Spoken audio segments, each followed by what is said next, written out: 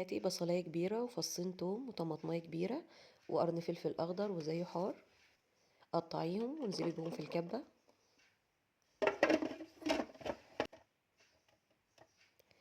وابدأي افرميهم ناعم.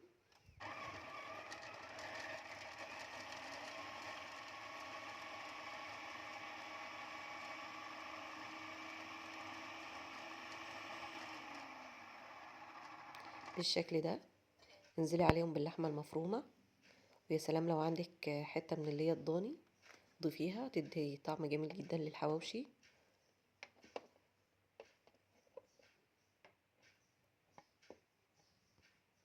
اللحمه بتاعتنا يكون فيها نسبه من الدهون كده يا جماعه، مهم جدا. ابدأي افرميهم مع بعض بقى. عايزين خليط الخضار اللي احنا عملناه يتدخل مع اللحمه ويمتزجوا مع بعض كويس.